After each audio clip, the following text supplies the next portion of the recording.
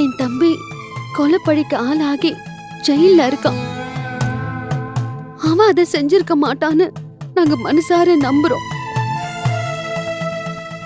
ஆனா அதை எப்படி எங்க ஆரம்பிச்சு நிரூபிக்க போறோம்னு எங்களுக்கு தெரியல சாமி.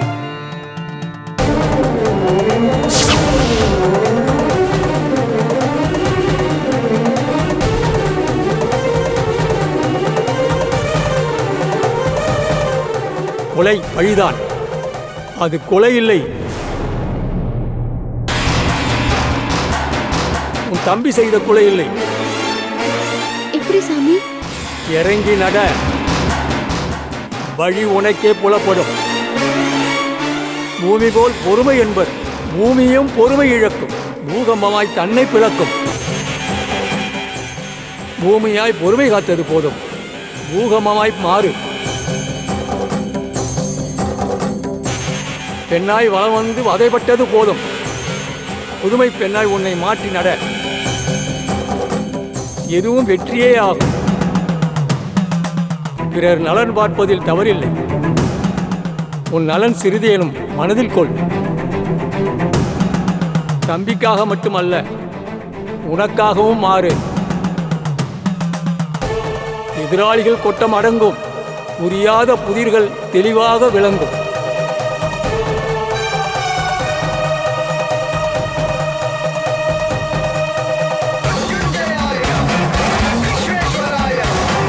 எனக்கு ஒரு வழியை காட்டிட்டா அத்தா.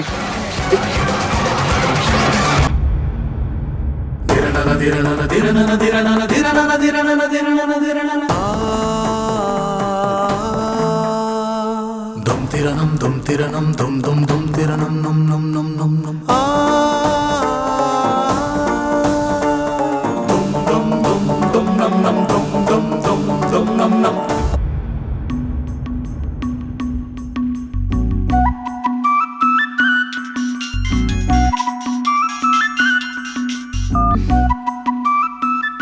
ஹலோ, எப்ப வரீங்க? அம்மா எப்ப சொல்றாங்களோ அப்பதான் வருவேன். உங்க பிள்ளைங்க கேட்டுட்டே இருக்காங்க. வந்துடுறேன்னு சொல்லுமா. அம்மா இப்போ எங்க இருக்க? கோவில்ல இருக்கேன். அம்மாவும் நீயுமா? இல்லங்க, தனியா தான் வந்தேன். தனியா போக வேணாம்னு எத்தனை தடவை சொல்றது? சரிங்க, இனிமே வரல. சரி, நான் அப்புறம் பேசட்டுமா? ம்.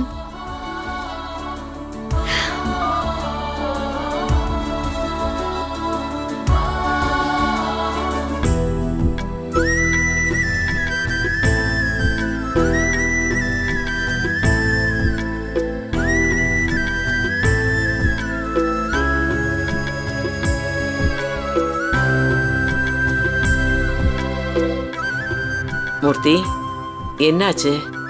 மூத்தவன் பேசின பேச்சு இன்னும் மனசுல குத்திக்கிட்டே இருக்கா? அவன் தப்பா பேசலக்கா. எனக்கு என் தகுதியை உணர்த்தியிருக்கான். நானும் அதை புரிஞ்சு நடந்துக்கணும்ல. அம்மா, அண்ணன் பேசுனதுலேருந்து மாமா இப்படியே தான் மூஞ்ச வச்சுக்கிட்டு இருக்காரு. என்ன மூர்த்தி, அப்படியா? எப்பவுமே என்ன விடவும் வெகு சுலபமா அடுத்தது அடுத்தது நீ கடந்து போயிட்டே இருப்பியே. அவர் சொல்லிட்டாருன்னு இப்படி ஒரே இடத்துல தங்கிட்டியே. என்னெல்லாம் நான் எப்படி மாத்திருக்கணும்? என்ன சொன்ன? அவன் உணர்த்திருக்கானா? அப்படி என்னப்பா உணர்த்திட்டான்? போடா, போய் முதல்ல வேலைய பாரு. அவன் அவனாவா இருக்கான்? நேரங்காலம் அவனுக்கு சரியில்லை, அதான் இப்படி ஆயிட்டான். டேய், அவன் பேசுற விஷயங்களுக்கு முழுசுமா அவனுக்கே அர்த்தம் தெரியாம இருக்கு. எப்படியாவது நான் அவன் மேல வெறுப்பாகி இந்த இடம் இதெல்லாத்தையும் எடுத்துட்டு கிளம்புன்னு சொல்லணும். அதைத்தான் அவன் எதிர்பார்த்துக்கிட்டு இருக்கான். அதுக்குண்டான சந்தர்ப்பத்தை ஆண்டவன் என்னைக்கு கொடுப்பானோ அது எனக்கே தெரியலப்பா. அது வரைக்கும் அவன் எந்த அளவுக்கு இறங்கி பேசினாலும் இப்படியே தான் நான் இருக்க போறேன். நான் மட்டும் இல்லப்பா, நீயும் அப்படித்தான் இருக்கணும். புரியுதா? அடே என் ரோஷக்கார தம்பி, நம்ம பிள்ளைங்க கிட்ட நாம ரோஷம் காட்டுறதுனால எந்த பிரயோஜனமும் இல்லடா. போதுமா மாமா, இப்பயாவது மூஞ்சி எப்படி தூக்கி வச்சுக்காம இருங்க. கரெக்டா சொன்ன. டேய் சிரியேண்டா.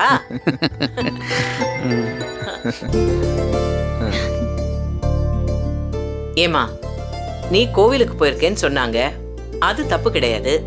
நீ தனியா போக கூடாதுன்னு செந்தில் போன் பண்ணி சொல்லிக்கிட்டே இருக்கான். யாரையாவது கூட துணை கூட்டிட்டு போயிருக்கலாம்ல. அத்தை,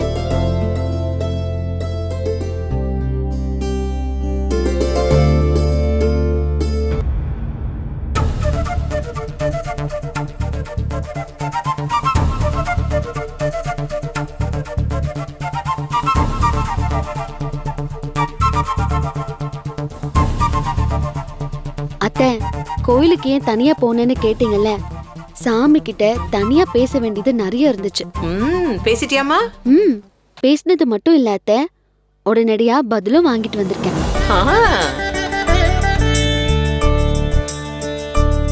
ஓ, இப்பெல்லாம் கோயில்ல போய் வேண்டுனா உடனே சாமி பதில் சொல்லிதான் அனுப்புதோ?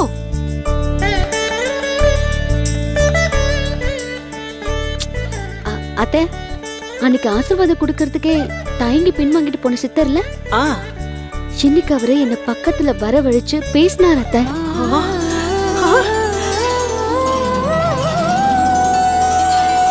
இதுக்குதான் இவ்ளோ ஆர்ப்பாட்டமா?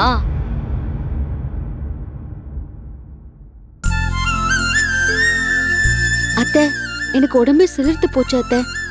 சாமி முன்னாடி நின்னு சத்தமே இல்லாம நான் கேட்ட அத்தனை விஷயங்களுக்கும் எனக்கு அவர் பதில் சொல்லும்போது என்னால நம்பவே முடியல அத்தை. அப்படியே நடுங்கி போயிட்டேன்.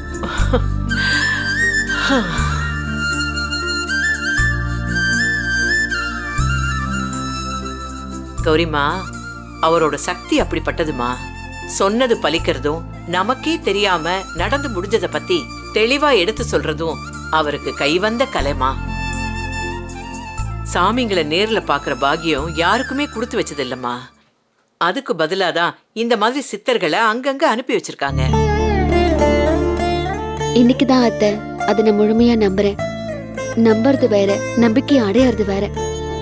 இன்னைக்கு நான் அந்த நம்பிக்கை அடைஞ்சிருக்கேன். நமக்குன்னு ஒரு நேரம் ஸ்டார்ட் ஆகும்போது எல்லாமே சாதகமா அமையும்னு சொல்லுவாங்க. உனக்கு இனிமே எல்லாமே நல்ல விதமாவே அமையும். மூர்த்தி சொல்றது 100க்கு 100 உண்மைம்மா. நீ இன்னைக்கு உணர்ந்திருக்கிறது ஒரு சத்தியம். காலத்தொடவே அந்த சித்தர் அனுமதிக்க மாட்டாரு. இன்னைக்கு உன் மனசுக்குள்ள ஒரு நல்ல மாற்றத்தை உண்டு பண்ணி நம்பிக்கையை விதைச்சு அனுப்பியிருக்காரு. உன் குழந்தை வரப்போற நேரம் ரொம்ப சிறப்பா இருக்க போகுது. நீ கொடுத்து வச்சவம்மா.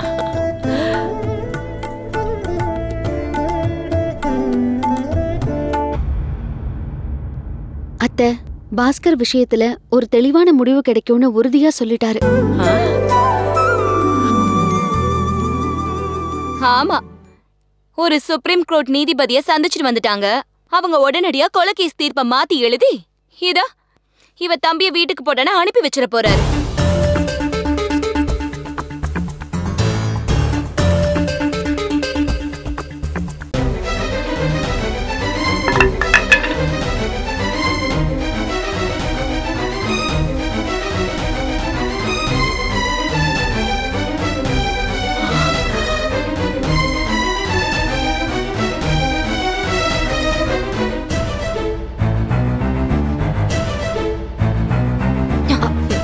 சாமி நம்பிக்கை இல்லாதவன் சாமிய பத்தி தப்பு தப்பா பேசுவான்.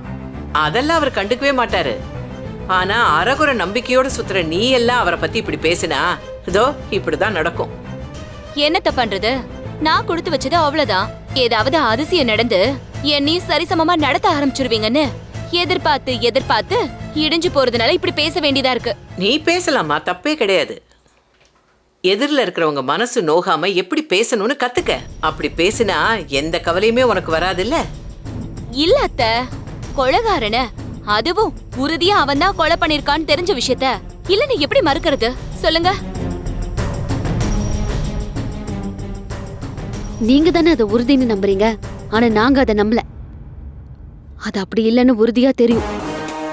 இப்ப சொல்றேன், நான் சந்திச்சுட்டு வந்த அந்த சாமி அவர் சொன்னது உண்மையாக்கி என் தம்பிய நான் வெளிய அதுவும் நிரபராதின்னு நிரூபிச்சு நான் கொண்டு வரல. அப்புறம் பாரு.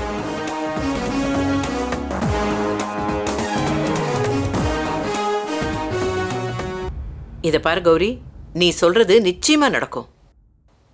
அந்த சாமி ஏதாவது ஒரு வகையில பாஸ்கரை காப்பாத்துவாரு.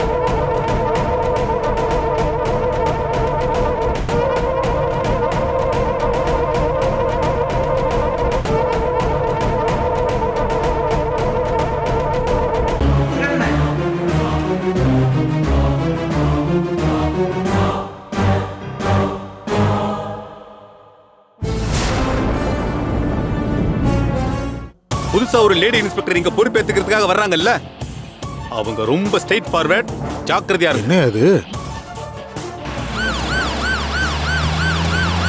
என்ன சார் இப்படி கிளம்பும் போது வயித்துல புளிய கறக்குறீங்க? அவங்களே இந்த ஏரியாக்கு வரணும்னு கேட்டு வாங்கி வர்றாங்க. ஐயா சார், நான் என்ன பண்ண முடியும் sir?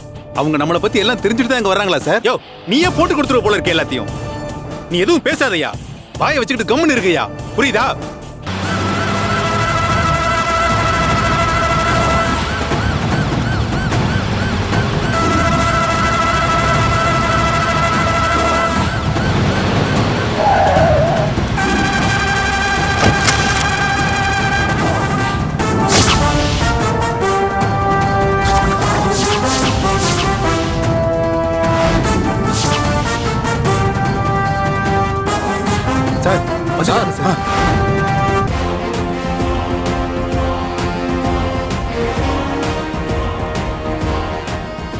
Welcome madam. Welcome madam. Welcome sir.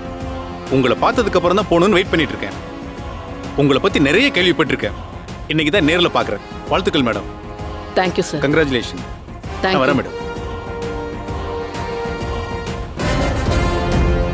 Okay, போய் வேலையை பாருங்க. Okay madam. Okay madam.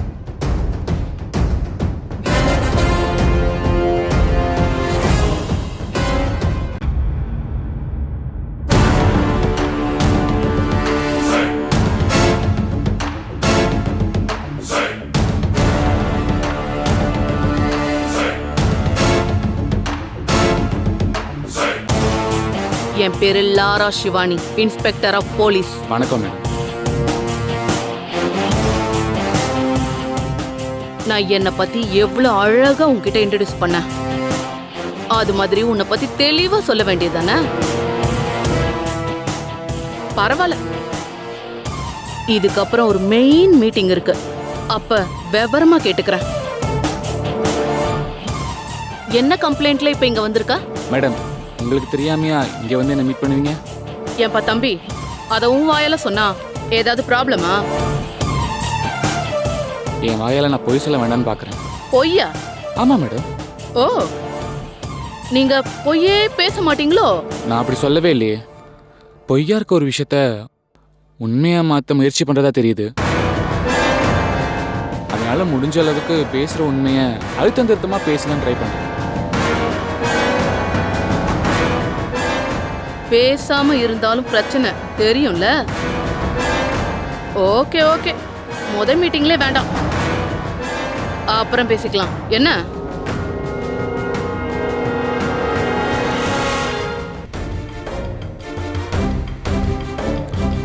தம்பி, அவங்க ரொம்ப நேர்மையான அதிகாரி. மனசுல படுறத பயப்படாம வாயை திறந்து சொல்லிரு, புரியுதா?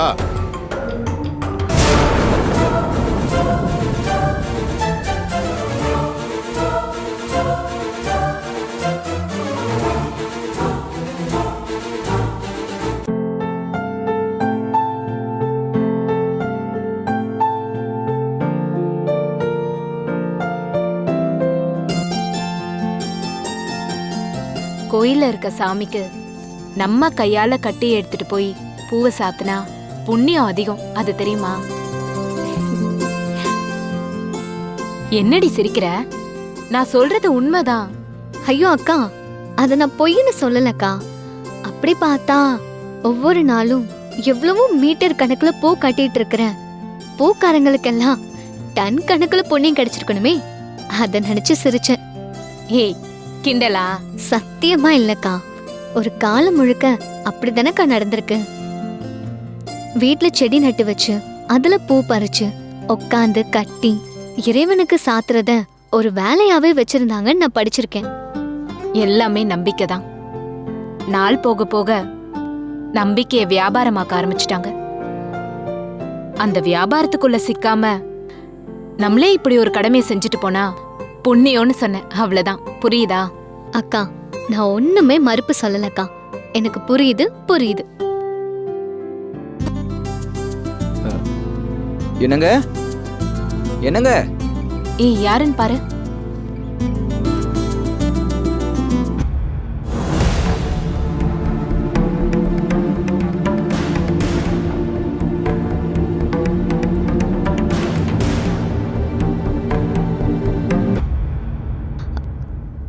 வாங்க, உள்ள வாங்க. ம். தன்ராசு வாங்க, உள்ள வாங்க. வாங்க. இல்ல பரவாயில்லங்க. அட பரவாயில்ல.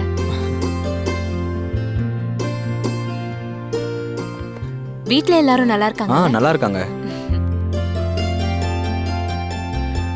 பழைய மாதிரி நார்மல் ஆயிட்டீங்களா? அப்பப்ப லூசு மாதிரி ஆவா.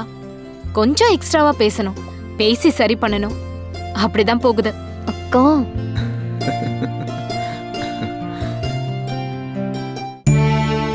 ரொம்ப நன்றி தம்பி.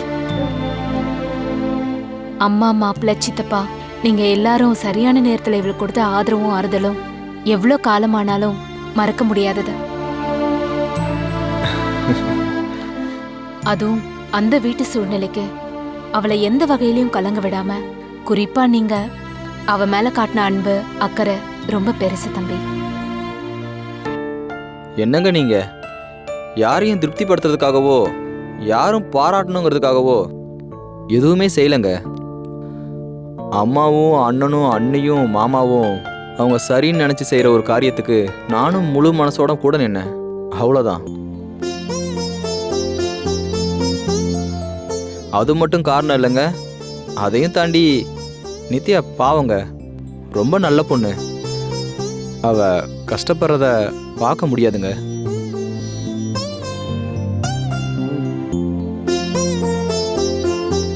அது அந்த வீட்ல இருக்கிற மொத்த பேருக்குமான மனசு. ஐயோ, அப்படிலாம் மொத்தமா சொல்லிடாதீங்க. அங்கேயும் இருக்காங்களே. மன்னிச்சுக்கங்க, அவங்களெல்லாம் மனுஷங்களாவே நான் நினைக்காத போது அந்த வீட்டு ஆளுங்களா எப்படி நினைக்கிறது? எல்லாமே கௌரி அண்ணி பொறுமையா இருக்கிற வரைக்கும் தாங்க. எவ்வளோ விஷயத்துல தாமரை அண்ணி கெடுதல் பண்ணியிருக்காங்கன்னு தெரிஞ்சும் கூட மன்னிச்சு மறந்து அமைதியா இருக்காங்கன்னா அது இந்த வீட்டோட வளர்ப்பு அப்படின்னு என்னால உணர முடியுது. அதே மாதிரி இந்த வீட்டில இருந்து வந்த பொண்ணு தான் நித்யா. அவங்களுக்கு ஒரு பிரச்சனைனா நான் மட்டும் எப்படிங்க சும்மா இருப்பேன்? குடிக்கிறதுக்கு ஏதாவது எடுத்துட்டு வா.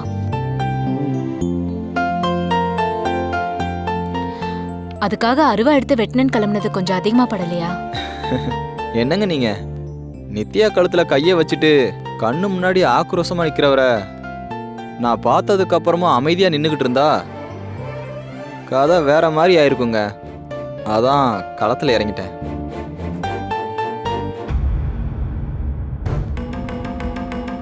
என்னங்க? தேங்க்ஸுங்க. வாங்கத்த.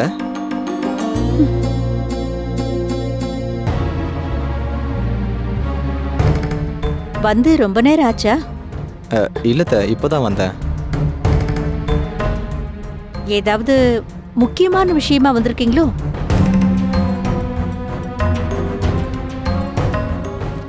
மா,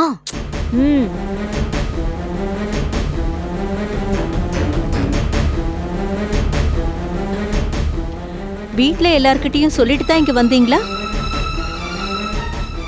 பேசி முடிச்சிட்டீங்களா? ஏதாச்சும் குடிக்க கொடுத்தீங்களா?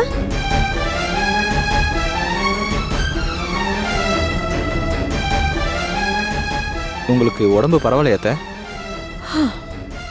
இந்த நிமிஷம் வரைக்கும் நல்லா தான் இருக்கு. நான் போயிட்டு வரேங்க.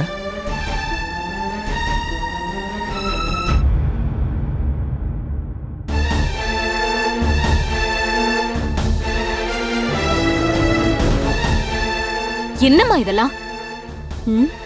எவ்வளவு அன்பா ஆதரவா இருக்கிற அந்த தம்பிய இப்படி முகத்துல அடிச்ச மாதிரி பேசி அனுப்பி விட்டுட்டியே. இதுல அப்படி எந்த அளவுக்கு நீ திருப்தி ஆயிட்ட? என்னடி நீ திடீர்னு மாறி பேசுற? அந்த பையன் இங்க வரும்போதெல்லாம் நீ தான் தாம் தூம்னு குதிப்ப. இப்ப என்ன புதுசா நான் ஏதோ பெரிய தப்பு பண்ணிட்ட மாதிரி குதிக்கிற? நீ பண்ணது தப்புதான். நான் அன்னைக்கு அப்படி பேசியிருந்தாலும் இப்படி மூஞ்சில எதைய வச்சு அடிச்ச மாதிரி பேசினதே இல்ல. பாவம்மா, முகம் சுருங்கி போச்சு. ரொம்ப மன கஷ்டத்துல தான் வெளியில போயிருப்பான். போகட்டும்டி, மன கஷ்டத்தோடயே போகட்டும். என்ன தப்பும் தவறுமா நினைச்சுக்கிட்டே போகட்டும். அப்பவாவது இனி ஒரு தடவை இந்த வீட்டு பக்கம் வரணுங்கிற நினைப்பு வராமலே இருக்கும். மா நீ பேசுறது சரின்னு நினைச்சுதான் பேசிட்டு இருக்கியா? ஆமாண்டி, சரியாவே இருக்கணும்னு நினைச்சுதான் பேசுறேன். இத பத்தியே திரும்ப திரும்ப பேசி என்ன வேற மாதிரி ஆக்க வேண்டாம், புரியுதா?